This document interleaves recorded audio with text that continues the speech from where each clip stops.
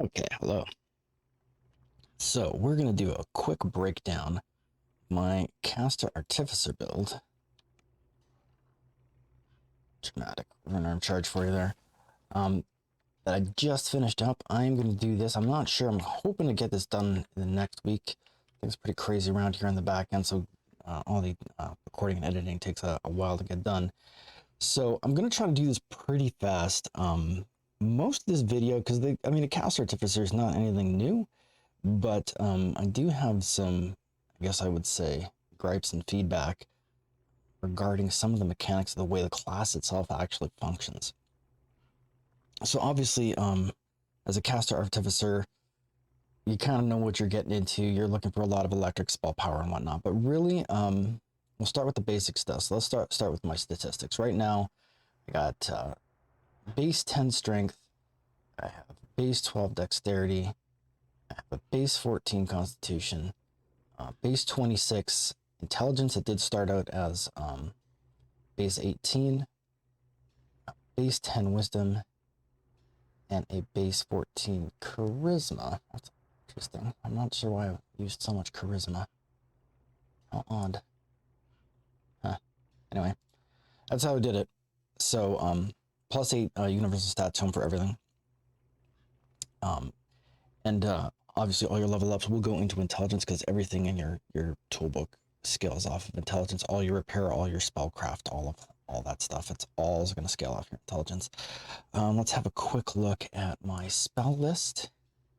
This is what I had at the end. A lot of this stuff isn't even actually on my hotbar right now, but just so we'll do top down. So I've got, for level 1, I have a blade of armor, enchant weapons, shocking bolt, resist energy, conjure bolts, repair light damage. Okay, for level 2, I have Biash weapons, repair moderate damage, reinforced construct, lightning sphere, elemental weapons, lucky cape. Excuse me. For level 3, I have shield of faith, repair light damage, blast rod, repair serious damage, stone skin, and then flame turret. For the 4th level, I have thundering armor. I think I got this at the very end. Protection from elements, repair critical damage, greater elemental weapons, lightning motes, and armor speed.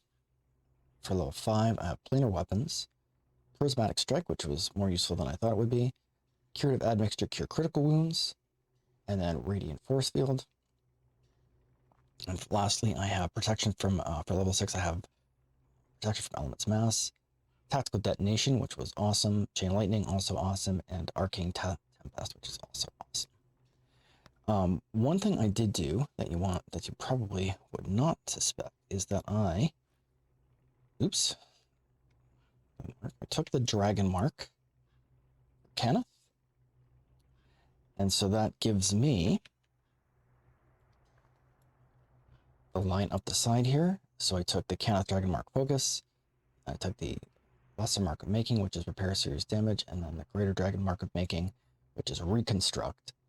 And I have those on my hotbar as they're all SLAs, so I have them as maximized. Quicken. I think you can only quicken. Oh, you can. I didn't know that. I could. Oh, man, can I do that? I guess you can. Huh.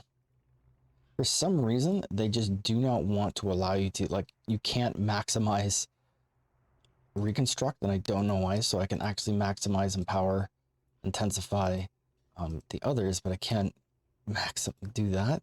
So it's actually more healing to use the repair serious. It's ridiculous. Anyway, so the dragon marks need work. Would I do it again? Probably not. Dragon mark was a meme for this build because I was doing the artificer thing. Situationally, it does come in handy because it's a heal that doesn't use any spell points. But at the same time, are you ever going to be using that on a build that's not going to have spell points? The answer would, of course, be no. So I think that that's one of the things that they could address. Also, what are we using for equipment here? Let's do this, trying to get through this as quickly as possible. So my equipment is pretty standard, but there are a few curveballs in here that some of you might not recognize. Right now, I'm at level 32. This is this stuff that I wore, excuse me, pretty much all the way through. to my epic levels, excuse me. So I am wearing my Arc Steel, the heroic Arc Steel set. I still cannot, for the life of me, pull the legendary Arc Steel Brim, which would be the last thing. Otherwise, I would use the legendary set, but I can't pull this stupid hat for love and money.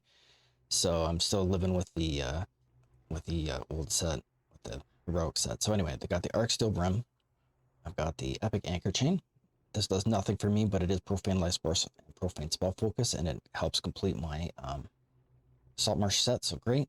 Epic Shard of Elune seems counterintuitive, but it is Insightful Combustion and Insightful Devotion and Wizardry, and I have a Sapphire Good Luck stuck in there, because why not? So that's helping my fire and healing, because I did take Construct Essence and Improved Construct Essence, but that doesn't mean I'm immune to normal healing, it just means I heal less. So this helps, I can heal myself both ways.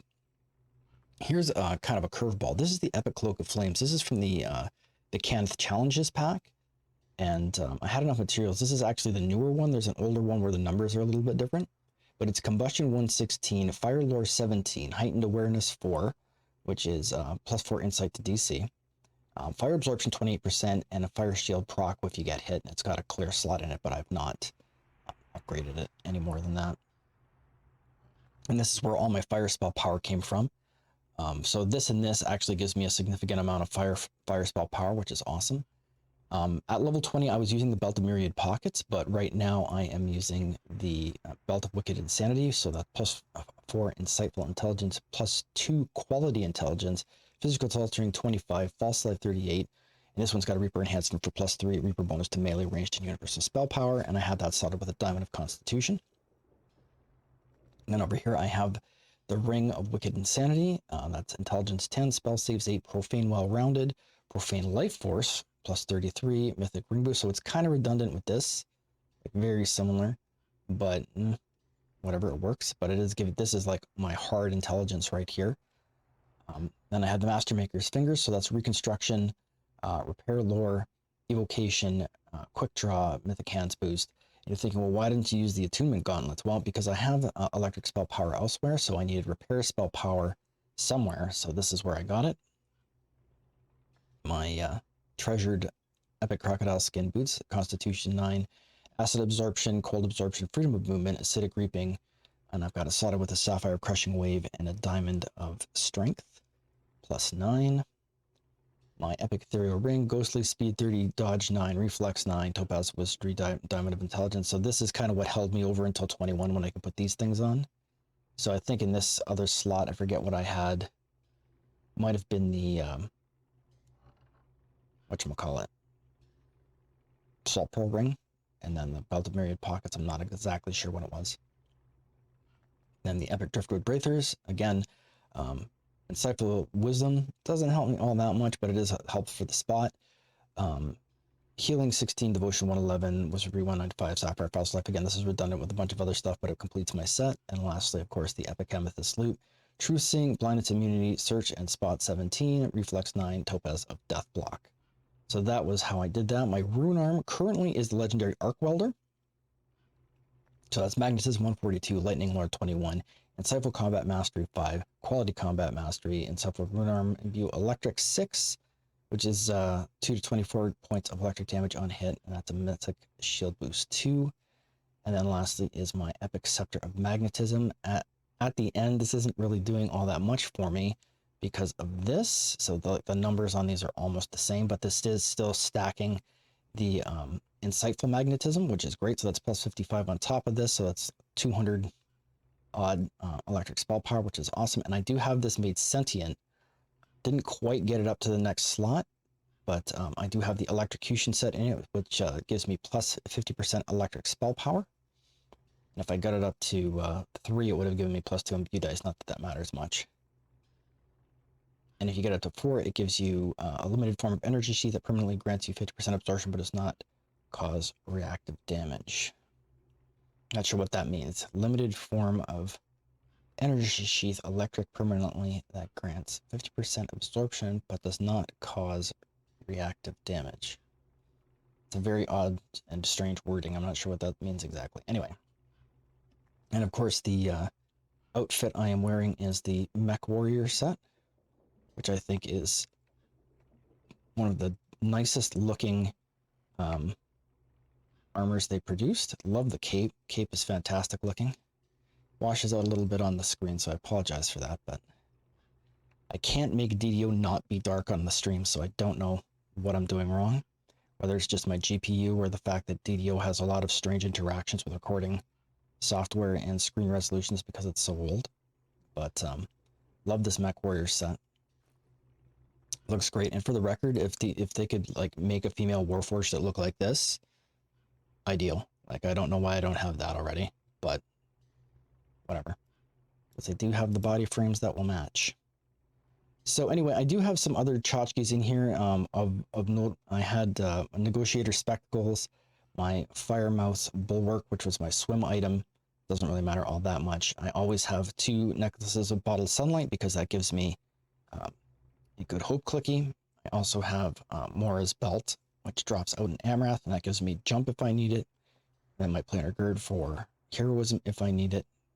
And then, of course, I have 4 Visors of the Fleshbender Guards for Death Ward. So that's pretty much how I laid out the gear. Again, when I was going through heroic levels, it's the standard stuff.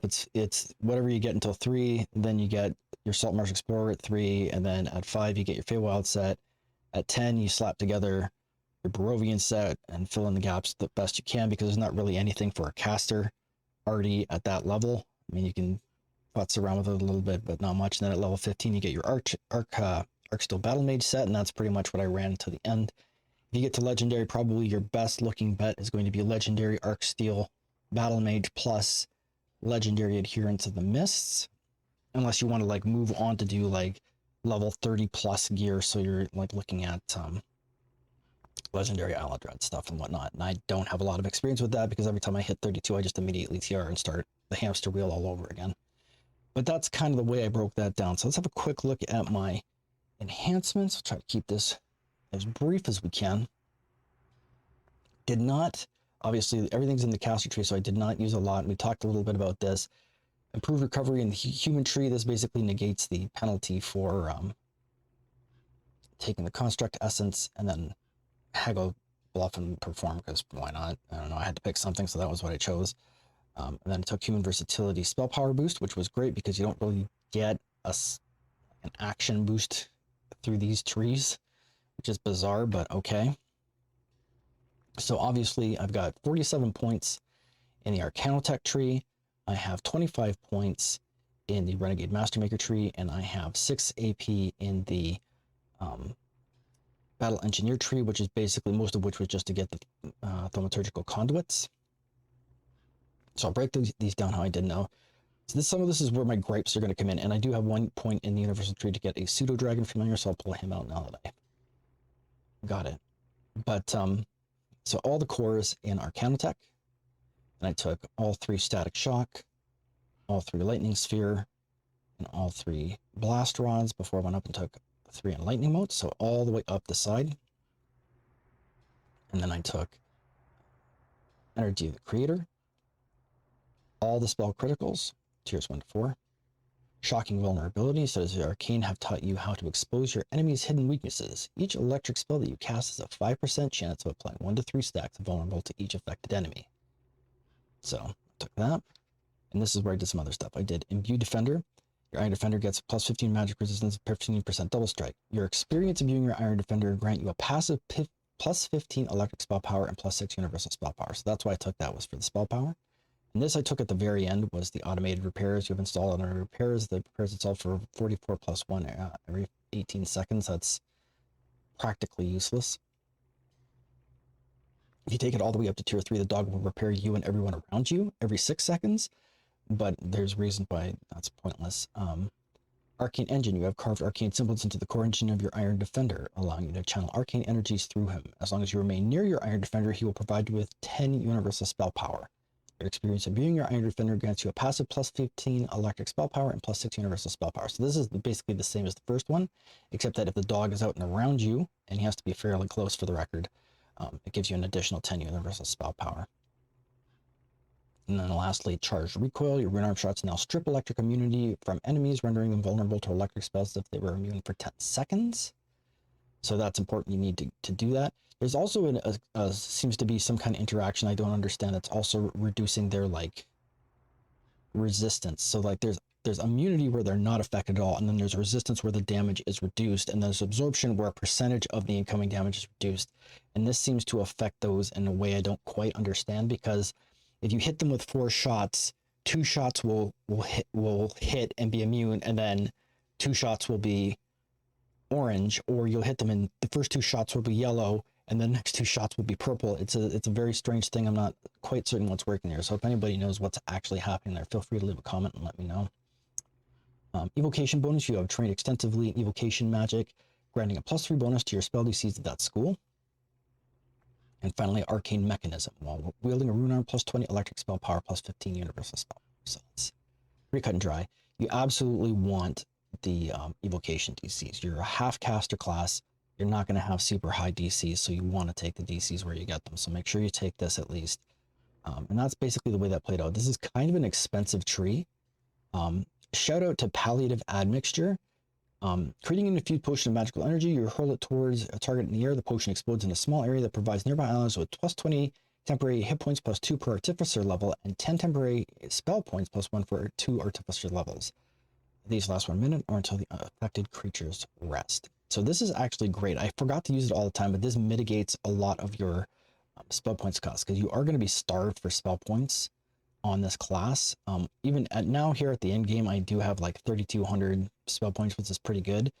But there were a few times when I came dangerously low on spell points and thought I was going to have to burn pots to get through a quest. So that helps quite a bit. But I found that I continually forgot to use it, and it does throw the pot. So you have to target yourself to smash it at your feet. I think the Palliative Admixture would be a lot better if it was like a Vile Smash functionality, where it just smashes at your feet, and then so you're automatically going to hit yourself and anyone around you with it. Because otherwise, I can't tell you how many times I threw it up into the ceiling or down the hall or God knows what, into a barrel, because that was what I was targeting the auto target on. So this really could use some tweaking. Thaumaturgical Battery.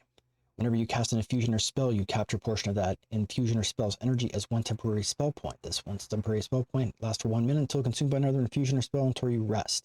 So again, this is giving you back a little bit of your spell points when you cast spells. Helps. It's not great, but it helps. Lightning Bolt as an SLA, which is great. Runic Efficiency, +2 to cast level of max cast level of electric spells, +1 evocation DC, +2 rune arm DC. So that's great. And then finally, Arcane Empowerment. This is kind of a sleeper. The pattern of the most complex arcane formulae are like children's drawings to you. You get a +4 intelligence and +5 spellcraft. You treat any non-scroll activated equipped item that casts spells such as wands, rods, armor, or other activated items as if they were staves, increasing their caster level to equal to yours, as well as increasing their saves DCs to 10 plus your intelligence bonus plus the level of the spell, if it will be an improvement. These increases are applied after Artificer knowledge, so do not stack. That's a very convoluted way of saying that effectively any clicky item you have now activates at your level. So when I activate my Visor of the Fleshrender guards, that activates at level 25. Actually, level 26, technically. So that's pretty rad, because it doesn't, there's a strange calculation that works out. So it doesn't give you your full epic level with it, but like it's effectively working at my level, which is fantastic. So that's how you get around a lot of these things. That's why you want to take this, because all of a sudden, all of your clickies last at your as if it was being cast by you, which is amazing. So that's why like my good hopes and my jumps and all that stuff, they last forever, because they're all being activated at my level, which is awesome. So that's it's a very nice little perk, although its wording makes it strange. There's a better way to word this. I don't know what it is, and I don't have the time to work it out myself. So the last tree was Renegade Master Maker, and I respec this a few times. I went around back and forth, but I found that this was the best operationally, simply because you don't want to die. And the fastest way to not die is to have Renegade Master Maker points, which include my favorite patio lanterns. I love these things. Check it out. Patio lanterns. Want more of this. As much of this as the devs can give me, I will take all day. Anyway, so I'll leave those so you can see the patio lanterns. So the first core, Renegade Defender, Each core ability in this tree grants you plus 10 maximum hit points, plus 5 positive spell power, and plus 5 repair power. And then the next core, which is Alchemical Shield, while in medium heavy or adamantine, again, worded poorly, while in medium heavy armor or adamantine body, your equipped armor grants you a plus 4 alchemical bonus to AC and immunity to magic missiles. So basically, you're after the magic missile immunity there. Curative Admixture, cure serious wounds. This is fantastic. I use this a lot. It's an SLA, so you can apply all your meta magics to it, and it will be a very proper heal, which is great. Constructive Conduit, plus 30 repair amplification, plus 50 maximum hit points, while in medium armor, heavy armor, or adamantine body, plus 2 to maximum dexterity bonus. You gain plus 6 to the maximum caster level of your admixture spells. So that's pretty rad. Next up, this is kind of your early game keep me alive thing. This is your Curative Admixture, Cure Light Wounds against an SLA, so you can apply your meta magics to it. So you can go ahead and smash the crap out of that, and that's going to keep you alive. Easily fixed, plus 10 healing amp, plus 20 repair amp.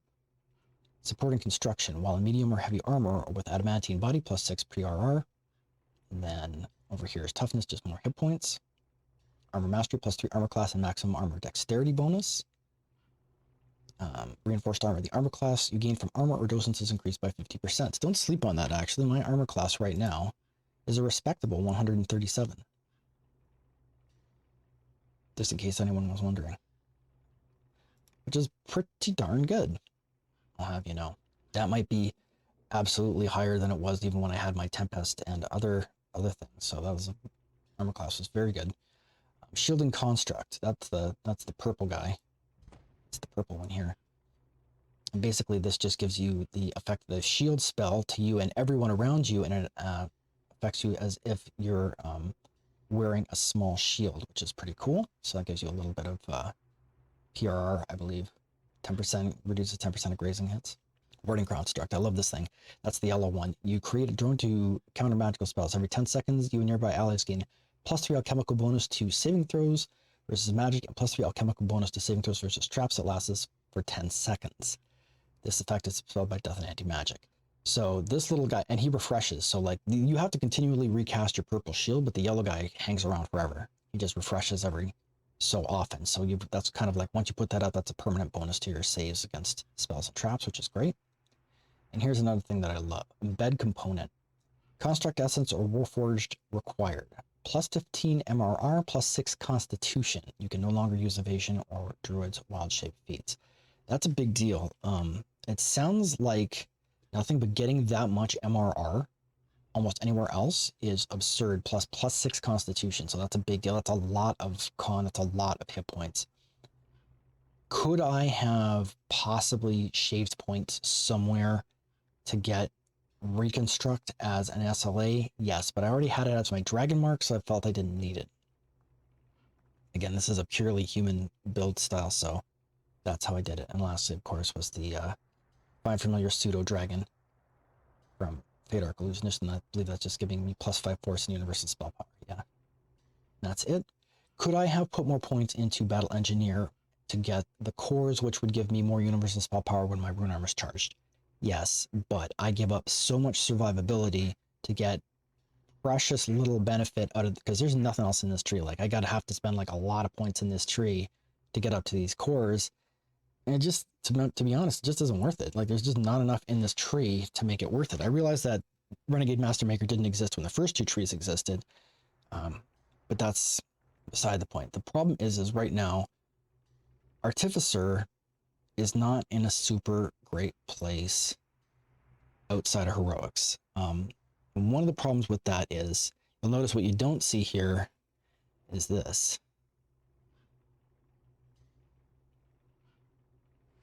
The dog.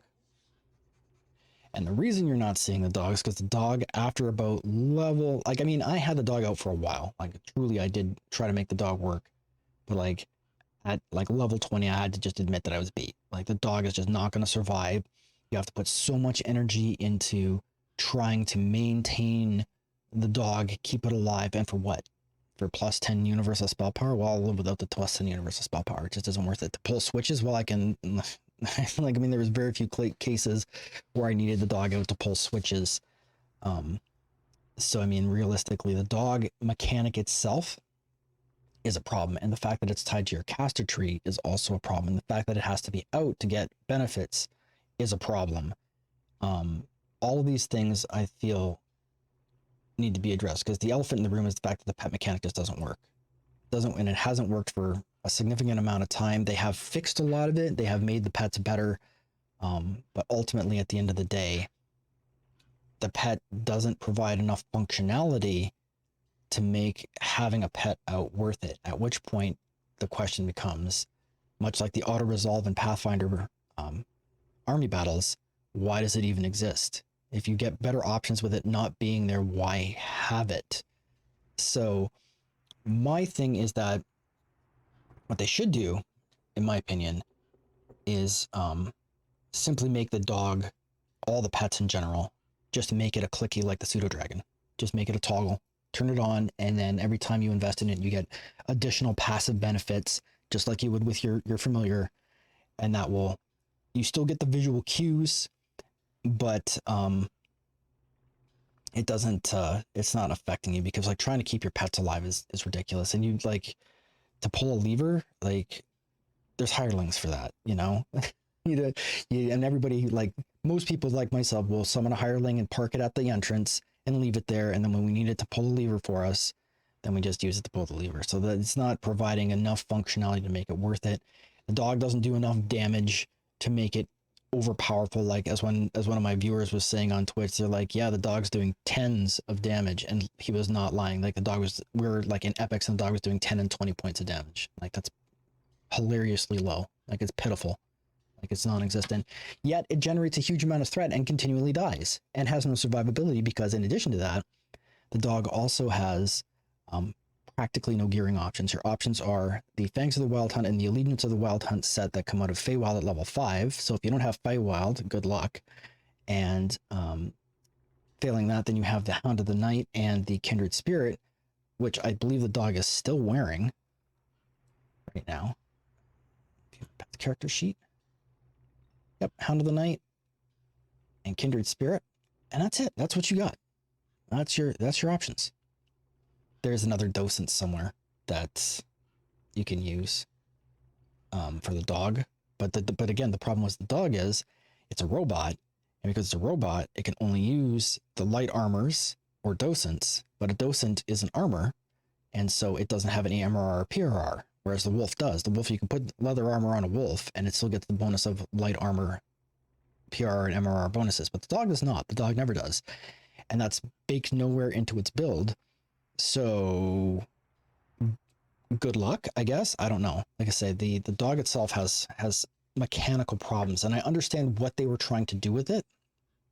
But I think at this point in the game, like, you just got to throw your hands up and say, well, you're beat. You know, even WoW had to admit when they were beat with the pets, when they made all the pets immune to AoE damage, because they're like, we just can't make it work. Like, it's not feasible. So I think that's the best bet. And again, make it a toggle. So if I want to bring the pet out and it's just going to be like a pet following me around like the familiar, you can't see me waving at the screen, but I'm doing it. Then that makes it a lot easier. And that would solve its problems, because as it is right now, it might as well not exist. And that's unfortunate, because it sounds like I'm dunking on Artificer. I'm not. I like the class. I want to like the class. It's a part of the Eberron lore, but right as it is right now, it's just hold your nose and do it. Now, having said all this, Artificer is probably still one of the fastest and most efficient ways to run 1 to 20. So if you're just looking to like churn out 1 to 20 racial or heroic past lives, well, I guess racial past lives, you're not going to really churn them out. Heroic past lives, you only get 3 that way. But if you're just looking to go 1 to 20 for whatever reason, Artificer is absolutely the way to go. Or at least one of the best ways to go, because it does everything, right? It has range, it has traps, it has spells, it has self-sustain. It's pretty good. So what I didn't do, actually, and I probably should have done this earlier, we'll have a quick look at my feats. And again, there's nothing really to tell here. My Destiny feats, Arcane Pulse. This is actually just an experiment. One of the things that Artie doesn't have is a damage over time option like Electric Surge or Divine Punishment or somewhat. So Arcane Pulse gives you that option. Force Spell Power can be a little hard to come by, but meh, it's okay. Epic Spell Power Electricity, Epic Spell Power Fire, Epic Spell Power Force. I took that, I think, at the very, very end. So those were my Destiny feats. My Epic feats were Epic Damage Reduction. Again, took that right at the very end. Intensify Spell, Master of Artifice, which is important because that's giving you plus 10 maximum caster level to your Static Shock, Lightning Sphere, Blast Rod, and Lightning Mode spells. So that's kind of a big deal because that's like basically 1, 2, 3, 4 on my hotbar. And then Wellspring of Power, obviously. And my final legendary feat was Sign of the Plane of Air. So that's plus 4 of the DCs of evocation spells, plus 2 of the DCs of other spells.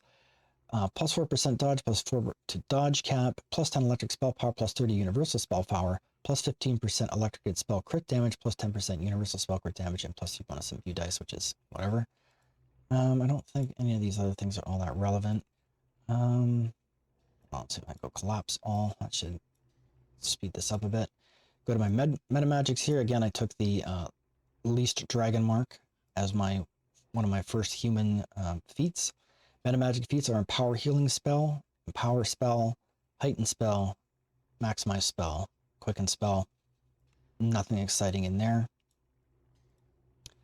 Spellcasting feats, I took Augment Summoning, which is ironic considering how much I just complained about the dog, but at that particular level when I took it, there was literally not much else to take, so I took it.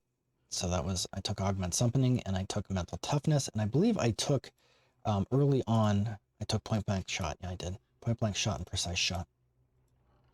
Because again, at the levels, there was nothing that was relevant at the time. I'd already had the meta magics I needed, and I didn't have anything else to take with the pre-Artificer feats. So I just took the range feats, because you are going to have to mix in, early, especially in the early levels, you're going to have to use your repeater, because your spells are just not going to be getting it done. Anyway, so let's have a quick look at the Epic Destinies here. My timer. Okay, yeah, this is really dragging on. So let's get this done. Macrotechnic. Ran it up in this tree. Was a very good time. I enjoyed it. Would recommend. Draconic Incarnation, nothing to see here. All 4 cores. Draconic Perception, all the things. Draconic Presence, all the things. Dragon Breath, all the things. Coalescence, Arcane Studies, all the things. And then Scales of the Dragon, Gaping Maw, and the Maximize I took at the very, very end when I had nothing else to take. 6 AP in Unyielding Sentinel, because I always love to have Divine Energy Resistance and Renew, and a little more Fortification never hurts. So first core, and that's it. So 6 points there. Macrotechnic, all the cores. I took Tinker Tailoring, plus 3 Spellcraft and Use Magic Device. Your Rune Arms charge 15% faster. That matters more than you think. Galvanic Blast. Wasn't a fan of this at first, but by the end, I began to like it, and I'll tell you why. Because this is an epic strike and it shares its cooldown with Dragon Breath. But this has its merits, and I'll explain that later. Blast Shields. Plus 6 reflex saving throws. Rank 3, you no longer automatically fail reflex saving throws on a natural 1. So I've got reflex out the yin-yang. Oh, I believe also, sorry, I forgot to mention that over here, that I have, what is it? Spellcasting, what does that count as? Favorite feats, defensive feats? Yeah. Yeah, token sight for reflexes as well, obviously. So my reflex save is currently a respectable 72. 30 points ahead of everything else. So when Blast Shield is very similar to this over here, Search and Spot, and this is giving me reflex save, so it's kind of the same thing. Tonkin's Lightning Hammer. Hammer Pure Lightning, strike down an area, dealing d6 plus 6 electric damage per caster level. This was great. Use this all the time. It's part of my rotation. Force Field Generator. This is the Destiny Mantle. You create a small animated object that floats with you. While active, you gain plus 15 repair amplification. It absorbs 10% of all force, piercing, bludgeoning, slashing, electric, sonic, and rust damage you take. This is increased to 15% if you're wearing a Rune Arm. So that's pretty cool. Rune Arm use. You gain the Rune Arm use feat, which meant nothing because I already had it. If you already have the Rune Arm feat, you gain plus 1 stable charge tier, and that's really what I was after, was a stable charge tier. Radiant Prison, I took this for funsies. Target a non-boss. Foe is sealed away for 8 seconds in an unbreakable force field with no save. In this force field, they cannot act, but take 95% less damage and healing from all sources. When I did this, I found that they were actually still taking damage from sources, so perhaps it was not working as intended, but it is good if you just got one problematic, like maybe a Reaper or something that you need to lock down. You can just trap them inside this radiant field and then deal with whatever is going on around you, and then you can come back to it by the time they break out. It actually has a fairly short cooldown, as I recall. Yeah, 20 seconds. So they're trapped in it for like 8 seconds. So you've got not too bad a time before they come back. While using your Macrotechnic Destiny Mantle, this is Improved Aegis. While using your Macrotechnic Destiny Mantle, you gain +5 physical and magical resistance rating. If you're wearing a rune arm, you gain +10 instead. So that's pretty cool. And then Spell Focus Evocation, because always more evocation DCs whenever you can get them. Magical Recoil +5 Electric, Sonic, Rust Repair, and Universal Spell Power. Using your Macrotechnic Destiny Mantle, firing a rune arm grants you spell resistance equal to your character. I think I took this one at the very end, because what I really had was all the points into Maximize. As soon as I took all these points in Maximize, I turned Maximize on permanently for all spells. Spark Drive. Once per second, any enemy hit by your rune arm takes an additional D4 bonus electrical damage per caster level, scaling with spell power. That's fantastic. That's just straight up more damage. Blast Drive. Remember I was talking about the Galvanic Blast? Blast Drive. Your Macrotechnic Epic Strike now stuns enemies struck for 3 seconds, assuming they fail a Fortitude save. Highest Int Wish Chaw plus Evocation plus Rune Arm DCs. If you are using the Electric Epic Strike, this also supercharges you. Supercharge plus 30% action boost to movement speed for 5 seconds. That's way too slow. It should be 10. But yeah, this was great because you get surrounded. I found this to be valuable when I was in Breaking the Ranks in Stormhorns. You get surrounded by all the stupid hill giants spamming their rocks and stomps. If you have this and it's quickened, you stand up, you blast with your Galvanic Blast, it stuns everything, then you can hit them all with a Tactical Detonation and Chain Lightning and it wipes them all out. So that was a very good time. Galvanic Attunement, +10 Sonic, Electric, Repair, Rust, and Universal Spell Power. So again, just more spell power. Maximum Overdrive, that's the epic moment, never used it. And then Force Field Generator, while we're using our Macrotechnic Destiny Mantle, you gain +10 insight bonus to maximum HP. While you have a rune arm equipped, increase this bonus to +20. So again, I took that at the very end, so I didn't use it. Currently, I have a nearly absurd number of hit points. I've got 1984 hit points, which is pretty cool. And I am sitting at 3,291 spell points, so that's pretty rad as well. But yeah, again, not bad. I would not recommend, if you're going to run to all the way to level cap to 32, and then, or especially if you're going to stay at level cap, this is not the build to do that straight up until they start fixing Artificer's class trees a little bit, getting it into balance, until they figure out what they're going to do with pets. But like, because honestly, at this point, like, they're just going to have to pull the band-aid off, like hold your nose and just like admit you can't make the pet do the thing, or make it so that if the pet is out, all it does is provide you with spell power and pull levers and has no other functionality. Like, it can't be killed, it can't be whatever. You can still use it to pull switches if you want, but like, it's not going to do anything. Like, it's just there, like as a pack mule or whatever. Even that would be more amusing. It's like, you know, while your pet is out, it can't be killed, but your carrying capacity is increased by X%. That would be interesting as well, just as throwing it out there. But I still think the best solution is to just simply make it a toggle like the familiars and then be done with it, and then just have interesting abilities that you can do with it. Because as it stands right now, it's functionally useless. Like, the dog isn't, like, yeah, every now and again it's fun to have the dog, you know, knock something down or whatever, but like, that's happens so rarely. Like, it's just pointless, and you're just micromanaging the pet. And this is still an improvement from the first days when the pets were around, where if your pet died, you took damage. So again, there's a lot that can be said, and I know that they've probably spent a lot of time and effort into it, but like, at this point, I'm willing to let it go. Because I just didn't, from like 20 to 32, I just didn't have the dog out, because it's pointless. And that's a problem, because it's a major function of the game, a major function of the class. And because it's a major function of the class, they've got the trees tied into it, and so you've got this kind of downward spiral, when I think better options exist, especially when both those better options are already in the game and all they have to do is implement them. So anyway, that's my 2 points.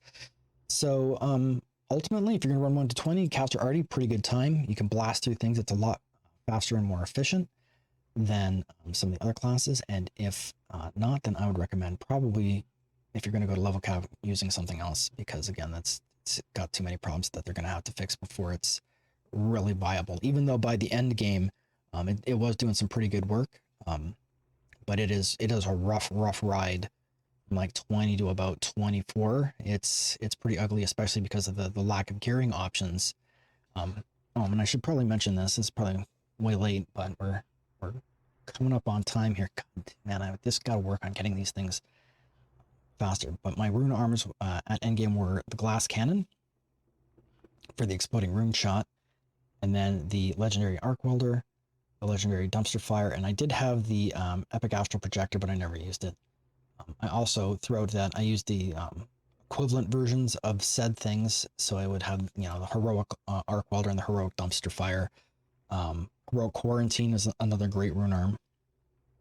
But again, there's like too many mechanics, one of which is that the fact that you have to have a rune arm to strip electric immunity. And that's a problem because it's like double, it can be double and in some cases triple conditional to strip it. Whereas with a Sork or a Blight caster or an alchemist, you simply strip it by casting spells. With this, you have to hit them with a rune arm, which means you have to have a rune arm that can hit them. But if the rune arm is only a single target, then you only hit one. But there might be a bunch of guys, which means you have to have a rune arm with AoE, and so on and so on and so on, which means you've got to have the rune arm. Like it just becomes it becomes this cascade failure of conditions, and you're just like, wow, that needs a lot of work. Like they really need to streamline that. Like it should just work. While wearing rune arm, your spells strip electric immunity for X seconds. Full stop. Done. That's solved. Easy. You know what I mean? And you just make that a tier 5 like it is for every other caster class. But hell, it's not even that for a Sork. A Sork, you get singular bypass at tier 5 and you don't get blanket bypass until the capstone. So I mean, again, it's not like it's overpowered. But yeah, definitely and because you don't have, and another thing is the limitation of spells. You don't have like oh, you get fire and force. Well, I've got like 3 force spells. I've got one spell that does fire and force. That's tactical detonation. I don't get that till level 15. So again, what fire and force spells am I using? Fire trap? I'm not sure. That's so. Anyway, like I say, it needs some work. If you want to run to 20, awesome. Take your Artificer, run to 20. Bob's your uncle. You'll have a great time. It's way OP for that particular level range. So fill your boots. If you're going to run to epics or stay at endgame, then you're going to want to pick another build. Anyway, that's my thoughts on it. So I hope you learned something. I'm going to try to get this up with a link to the actual build the way I built it. But if I don't, then you were warned.